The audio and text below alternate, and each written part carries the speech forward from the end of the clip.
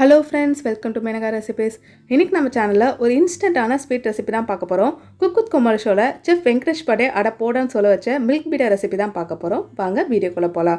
ரொம்ப சிம்பிளா இருக்க போதுங்க. இதுக்கு ஒரு கடாயில 2 டீஸ்பூன் நெய் விட்டுக்கிங்க. நெய் நல்லா சூடானதுக்கு அப்புறம் 1 ல இருந்து 1.5 கப் பால் ஆட் பண்ணிக்கலாம். காய்ச்சின பால் தான் ஆட் பண்ணிக்கிறேன். சிம் ஹீட்ல வச்சுக்கிங்க. இப்போ நல்லா கொதிச்சு வர டைம்ல 1/4 கப் போல சர்க்கரை ஆட் பண்ணிக்கிறேன்.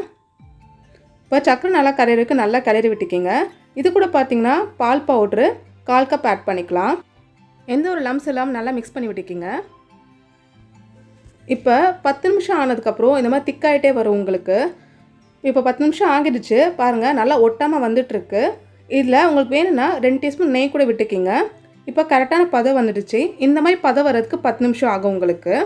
இப்போ பாருங்கள் ஒட்டாமல் வருது. இதை இப்போ ஒரு பவுலில் மாற்றிடலாம். இதை நல்லா ஆற விட்டுருங்க. ஆறினதுக்கப்புறம் கையில் லைட்டாக க்ரீஸ் பண்ணிக்கிங்க. லைட்டாக நெய்யில் எண்ணெய் தடவிக்கலாம்.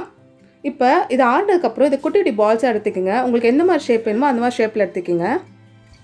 நான் சிம்பிளாக ரவுண்டாக இது பண்ணிட்டு அதை லைட்டாக ஃப்ளாட்டாக ஆக்கிக்கிறேன். இப்போ இது கூட கார்னிஷாக நம்ம நட்ஸ் ஆட் பண்ணிக்கலாம். நீங்கள் பாதாம், முந்திரி, பிஸ்டாச்சோ எதுனாலும் ஆட் பண்ணிக்கிங்க. நான் டாப்பிங்காக முந்திரி ஆட் பண்ணிக்கிறேன். இப்போ இதே மாதிரியே நம்ம எல்லா மில்க் பீடாவும் நம்ம ரெடி பண்ணிடலாம் ஒன்று ஒன்றா.